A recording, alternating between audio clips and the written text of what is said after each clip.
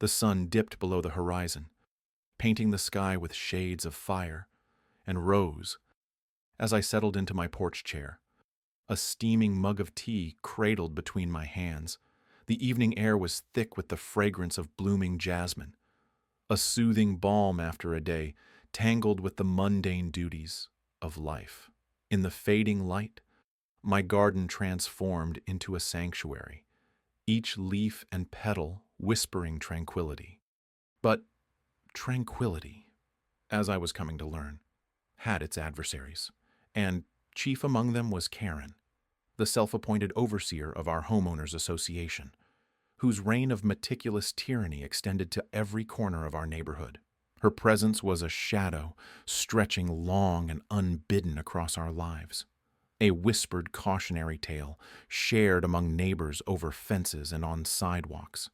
It began small. As these things often do, a letter slipped under my door like a serpent's tongue flicking out to taste the air. Dear resident. It read, with all the warmth of a frost-bitten winter morning, and proceeded to list infractions against the sacred covenants of our community. My sin, a garden gnome, cheerful and rotund, nestled among the azaleas. It seemed his jaunty presence was a violation of the aesthetic purity Karen so fervently protected. I sighed, setting the letter aside with the patience of a stone weathering the tide. It was not my first encounter with such pedantry, nor, I suspected, would it be the last. It was a game we played, Karen and I, her rules etched in ink and mine in silence. As the days passed, her vigilance sharpened, her eyes peering from behind drawn curtains like those of a hawk. I met each new missive with the same stoic calm, my responses measured and polite, a shield against the storm she sought to unleash. But beneath my placid exterior, a quiet defiance simmered, matching her pettiness with a subtlety of my own. A wind chime here, a vibrant splash of marigolds there, small acts of rebellion, like stones skipped across still water. On a particularly bright morning, I discovered her newest boundary. She stood at the edge of my property, eyes narrowed with a determination that bordered on fervor. Her hand gestured imperiously towards the fence, a silent decree for me to open it. I shook my head. A simple act that echoed with the finality of a closing chapter. This was my line, my sanctuary she sought to breach. The moment hung between us, the world shrinking to the thin strip of grass that divided our wills. The air crackled with unspoken words, a tension tangible enough to pluck. Her eyes flashed with indignation, a storm gathering in their depths. And then, without a word, she spun on her heel, retreating to the sanctum of her own fortress. It was a retreat filled with promises of retribution, a tempest held at bay by the thinnest thread of restraint. I watched her go, feeling the weight of the inevitable hanging over me like an impending storm. The calm before the deluge, the tranquility of my garden felt fragile, the serenity of my evening walk disrupted by the footsteps of her wrath. In the quiet that followed, I sipped my tea, savoring its warmth, contemplating the ripples of our small war. The sun, now fully set, left a sky of deep indigo, stars beginning their nightly vigil. I breathed in the night air, resolved and quietly aware that our dance had only just begun. The air was thick with summer's heat, suffocating and relentless. As I sat on my porch, sipping a glass of lemonade, it was a futile attempt to cool my simmering frustration. The leaves rustled in the slight breeze, whispering secrets from the past. As I contemplated the new reality imposed by Karen's reign, she had declared war, her arsenal consisting of fluorescent postcards and the relentless ticking of her wristwatch. Karen, with her ironed blouse and rigid smile, had escalated her campaign. The HOA's rulebook, already a masterpiece of absurdity, had become her personal manifesto. Suddenly, the shade of my shutters was offensive, the grass a fraction too long. Citations, each more ludicrous than the last, began to appear in my mailbox, like unwelcome party invitations.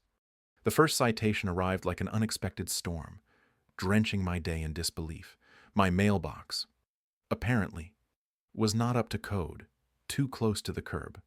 Too far from the curb, details were lost in a sea of bureaucratic doublespeak. I could almost see Karen perched at her window, binoculars in hand, taking inventory of every blade of grass, every misplaced garden gnome. She was methodical, like a hawk circling its prey. Her next target was my front yard, a modest plot of green that she deemed a blight on the neighborhood's aesthetic.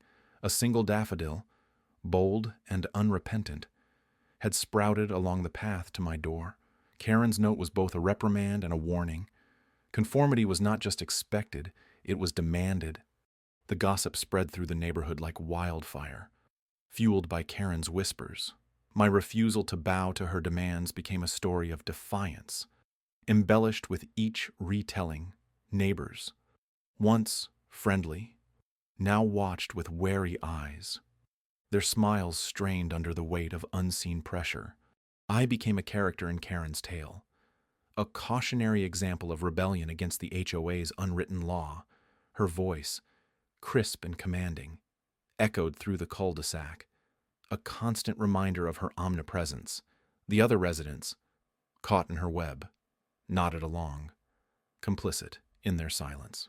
She was the maestro of our suburban symphony, conducting with an iron fist, and I, the rogue violin, was expected to fall in line, to play my part in her orchestrated harmony. Yet, as each day passed, a quiet resolve grew within me, a determination not to let her narrative define my reality. I knew Karen's game, her need for control disguised as concern. I saw through the veneer of community spirit, recognizing the underlying tyranny. The neighborhood was her stage, and she the self-appointed director. But every play, no matter how tightly scripted, allows for improvisation. With each citation, with each whispered rumor, my resolve hardened. I would not give her the satisfaction of compliance. My lawn, my shutters, my solitary daffodil each became a symbol of quiet resistance. The sun dipped below the horizon, painting the sky in hues of defiance and hope. As stars began to twinkle above, I took a deep breath. This was only the beginning. Karen had escalated, but so had my determination. The battle lines were drawn, and I was ready for Act 3. The sun dipped below the horizon, casting a warm amber glow over my modest garden. It was a quiet end to another day of quiet resilience. I had learned to navigate the turbulent waters of suburban politics with a steady, albeit weary, composure. Karen was relentless, a perpetual storm in a porcelain teacup. Her calls to the authorities seemed almost routine now, a drumbeat of petty grievances echoing through our otherwise peaceful neighborhood. I sat on my porch, nursing a cup of chamomile tea, each sip a moment of reprieve, a pause in the increasingly frequent drama orchestrated by Karen. The documentation was my armor. I had amassed a small archive of her antics, each incident meticulously recorded and filed away, a testament to her escalating absurdity. The thought brought a wry smile to my lips. The pen, they say, is mightier than the sword. In this case, it might just be mightier than Karen. I had video recordings, neatly time-stamped, showing her marching up to my property line, her cloud of righteous indignation almost tangible, emails filled with her demands, laced with a faux politeness that barely masked the malice beneath. I had become a curator of her missteps, a quiet chronicler of her path of unreason. The plan was subtle, a counter in the form of quiet resistance. It wasn't about confrontation, it was about illumination. Shine a light on her antics, and maybe, just maybe, she would retreat into her own shadow. I crafted a letter for the HOA board, a carefully constructed narrative of facts and observations, no accusations, just the truth laid bare. A mirror reflecting her own folly. As I prepared the letter, my thoughts drifted to the nature of power. Karen wielded hers with a heavy hand, mistaking volume for influence, but true power lay in patience, in the quiet confidence that comes from knowing the ground you stand on is solid. I pressed send, watched as the email disappeared into the digital ether, a whisper of resistance carried on unseen currents. The neighborhood slumbered under a blanket of stars. Unaware of the subtle ripples my small act might cause, Karen's grip on her imagined throne was slipping. Though she couldn't feel it yet, perhaps she never would, irony hung in the air, as tangible as the scent of jasmine from my garden. Her calls to 911 were a testament to her desperation, a misguided attempt to enforce a boundary that did not exist. A car door slammed in the distance, the sound barely noticeable over the symphony of crickets. Behind the hedges, the world continued its unhurried dance. I breathed in the night air, feeling the tension release from my shoulders. It was a small victory, this quiet defiance, but it was mine. The phone on the table buzzed, a reminder of the digital age's constant hum. I glanced at it, the HOA's response glowing softly, a single line, succinct and powerful. We have received your concerns. Acknowledgement, perhaps the first step towards resolution. I leaned back in my chair, the cool night wrapping around me like a gentle embrace. The story wasn't over. Not by a long shot. Karen would rally her forces. Of that I was sure. Her determination was as predictable as the sunrise. But for now, the night was mine. A tapestry of calm, woven from threads of quiet rebellion. In the end, it was never about winning. It was about standing firm, about refusing to concede to tyrants, clad in pastel cardigans and misplaced authority. Tomorrow promised another day, another chapter in this saga of suburban siege. But tonight, my garden was a sanctuary, a fortress built not of walls, but of resolve. And in this moment, that was enough. The sun dipped low, casting long shadows that stretched across the manicured lawns like fingers reaching for something just out of reach. There was a stillness in the air, a pause before the storm, the kind of silence that precedes the chaos of a summer squall. It seemed the whole neighborhood held its breath. My home stood at the center of this quiet drama. The grass, freshly mowed, offered the scent of summer, a deceptive calm. Karen's patrol had become a spectacle, a modern-day walk of supremacy. She paraded past each house, sharp eyes scanning for infractions, real or imagined. Her smile was a weapon, barbed and ready. The neighbors had begun to notice. Whispers floated across fences, carried by the wind like secrets too heavy to bear alone. Windows framed curious faces, half hidden behind curtains, eyes wide with mingled fear and fascination. This suburban opera had a new act, and everyone wanted a front row seat. Inside, I watched from the window, my fingers tracing the cool glass as if trying to connect with the outside world. The memory of her call to 911 was still fresh, a bruise not yet faded. Her audacity had been breathtaking, a masterclass in entitlement. But there was power in quiet defiance, in refusing entry. I had drawn a line, one she couldn't easily cross. Irony dripped from every encounter. She, the self-appointed guardian of decorum, had transformed into a caricature of control gone awry. Yet, there was a method to her madness, a persistence that bordered on obsession. Each day she pushed, probing for a crack in the armor, a flaw in the facade. I could feel the tension building, a taut string ready to snap. The neighborhood was a powder keg, and we were the match. There was something primal in the way we circled each other. Two forces of nature, equal and opposite. She wanted obedience. I offered resistance. In the end, it was not her that broke the silence, but the neighborhood itself, a collective murmur, rising like the first drops of rain. They were weary of her tyranny, tired of living in the shadow of her reign. It started small. A ripple in a pond, a neighbor's knowing nod, a whispered agreement, the realization that they had power. 2. Karen noticed. Of course, she always noticed. Her eyes flicked from house to house, searching for the source of this newfound rebellion. She was accustomed to being the center of gravity, but the balance was shifting. The community was a living organism, and it was beginning to reject its parasite. As the sun finally surrendered to the horizon, I stepped outside, feeling the cool air wrap around me like a cloak. Karen stood at the edge of my property, a silhouette against the dying light. For a moment, we were statues in a silent tableau, the world holding its breath. And then, with a nod, I turned away, leaving her alone in the growing darkness. The act was over, but the story was far from finished. The neighborhood had awakened, and there was no turning back.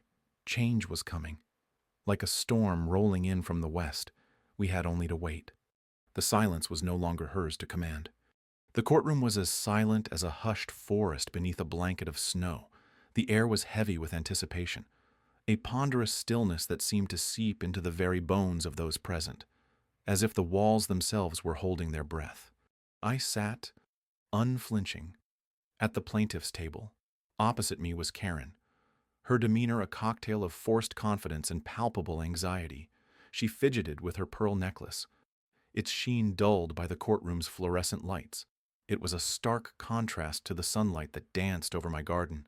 The garden she so desperately wanted to trample with her self-righteousness masked as community concern.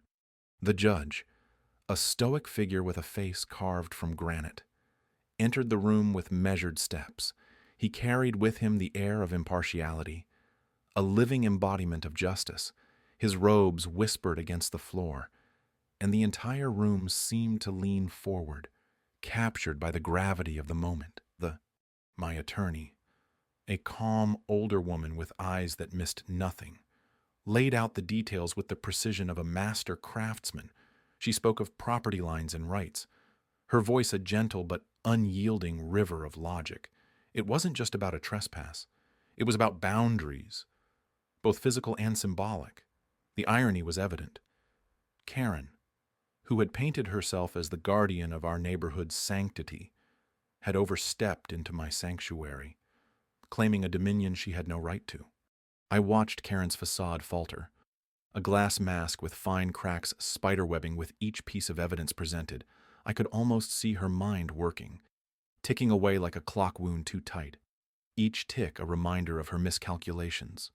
The officer's report was read aloud, the details meticulously noted, her call to 911, the absurdity of the situation, the officer's bemusement. It was a script for a comedy, but today it played out as a tragedy of her own making. Her expression betrayed a flicker of realization, a fleeting moment where she saw herself through the eyes of others, and perhaps, for the first time, she truly saw me. I felt no triumph in her unraveling, only a quiet resolve. For in this room, beneath the gaze of the law, it was not about petty victories or personal vindication. It was about reclaiming my peace, restoring balance disrupted by her chaotic need for control. The judge's verdict came like the decisive fall of an axe. Clean and final, Karen was ordered to stay clear of my property, a restraining order that was as much about teaching her respect as it was about securing my sanctuary. As we exited the courtroom, the weight of the ordeal lifted slowly. Like the first light of dawn banishing the night, Karen lingered in the hallway, a shadow of her former self, her world perhaps a little less certain now. Her eyes met mine briefly. I nodded. An olive branch offered in silence, a recognition of humanity in spite of the discord. Outside, the world carried on, indifferent to our little drama.